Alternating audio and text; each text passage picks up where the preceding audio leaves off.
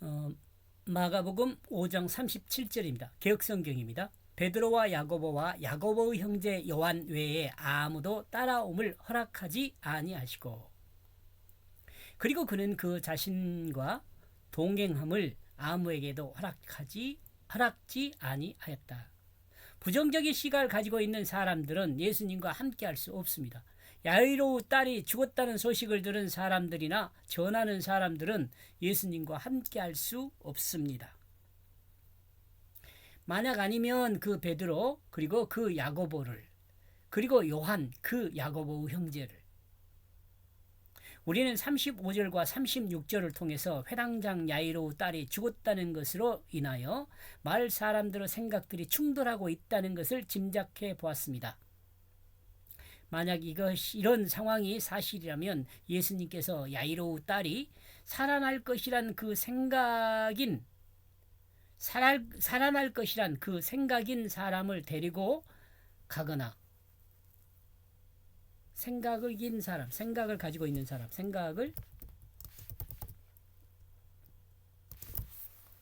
그 사람을 데리고 가거나 그 외 다른 사람들을 데리고 갈 경우 더욱더 파당이 커질 가능성이 있습니다. 그죠? 그러므로 예수님께서는 이와 같은 조치를 했다고 봅니다. 이 조치가 바로 예수님의 제자인 베드로와 야고보와 요한만을 데리고 가는 것이었습니다. 우리가 다음과 같은 생각을 해볼 수 있습니다. 현재 예수님의 제자들에게 믿음에 대한 교육을 하고 있으며, 다음과 같은 생각을 해볼 수 있다로 갑시다. 있다. 현재 예수님의 제자들에게 믿음에 대한 교육을 하고 있습니다. 지금 예수님이요. 믿음의 결과가 결국 죽음을 극복하는 도구가 된다는 것을 가르치고 있다는 것입니다. 이해가는가요? 이게 죽음을 극복하는 도구, 그거의 믿음이에요.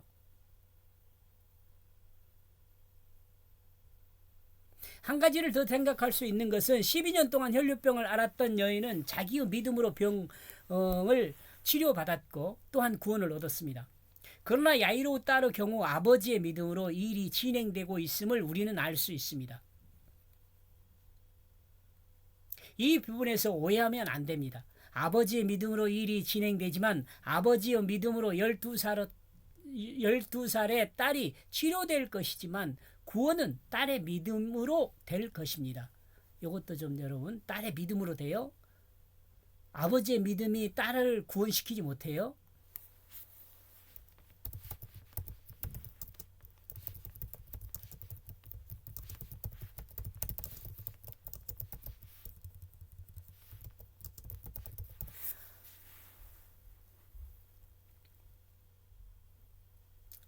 만약 이것이 사실이라면 사람의 생각으로 죽은 자가 자기 믿음을 가질 수 있는가, 이런 거죠.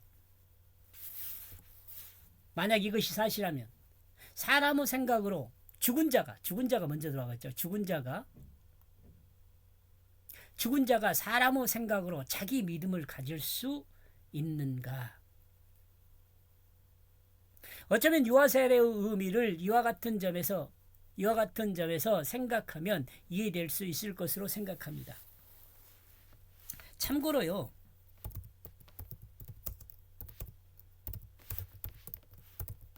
유아 세례자는 14세,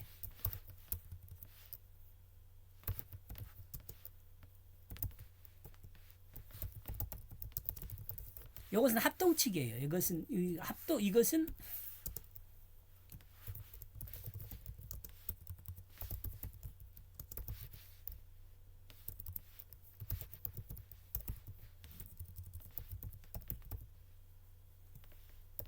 이것은 합동칙에서 이렇게 해요.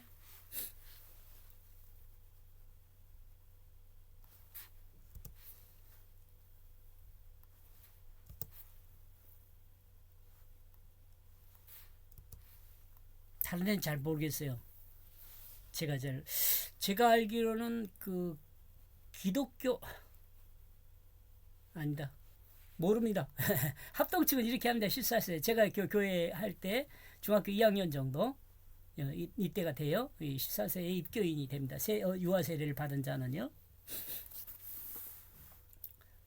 만약 다른 믿음이 없다면 그 딸은 구원에 이르지 못할 것입니다. 믿음이 없으면 그 믿음으로 구원을 받는데 믿음이 없으면 구원을 못 받는 거죠. 아버지의 믿음으로 딸이 구원을 받을 수 있는 것은 아니에요.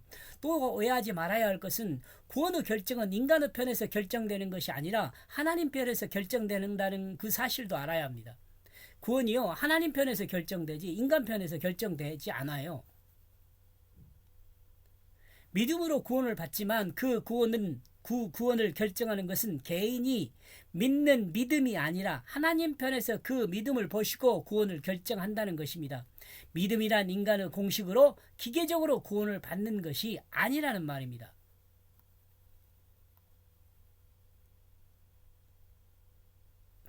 이걸 여러분 이해했으면 좋겠어요.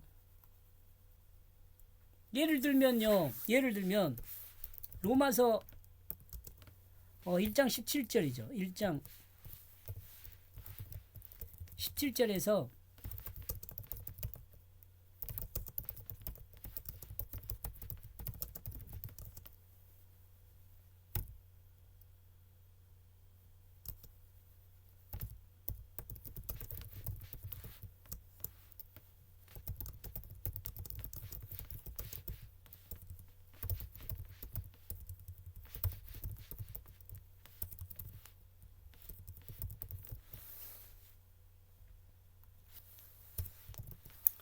믿음으로 믿음에 이른다.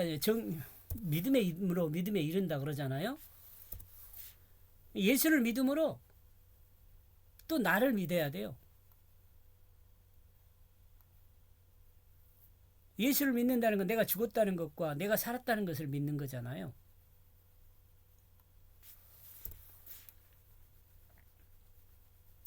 죄로 인한 죽음을 치료하는 그 약은 자신의 믿음이지만 치료하는 그 약은 믿음이냐.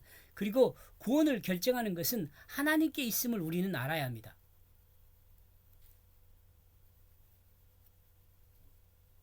죽음을 치료하는 약은 믿음이에요. 왜요? 믿음이라는 것은 하나님 믿습니다 이게 아니에요. 내가 죽었다는 것과 내가 예수 생명으로 살았다는 것을 믿는 믿음이에요. 이것이 나를 치료해요. 이름의 의미로 생각하면 하나님의 말씀을 붙들어 하나님의 사랑을 받고 형제로 불린 사람을 예수님과 동행함을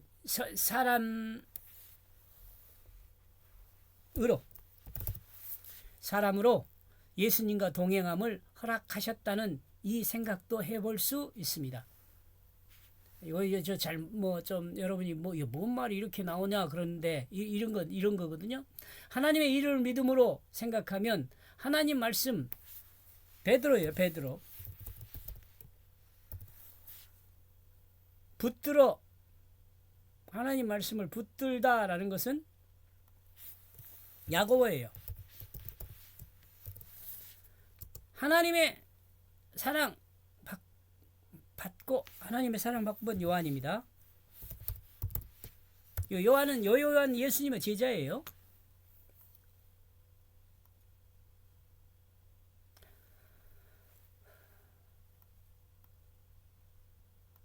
이 37절 그리고 그는 그 자신과 동행함을 아무에게도 허락지 아니하였다.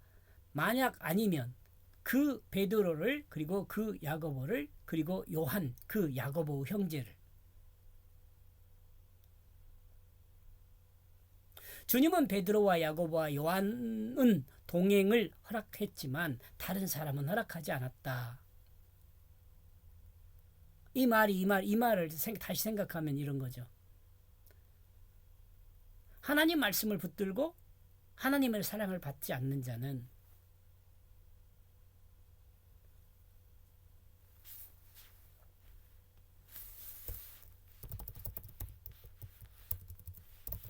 하나님의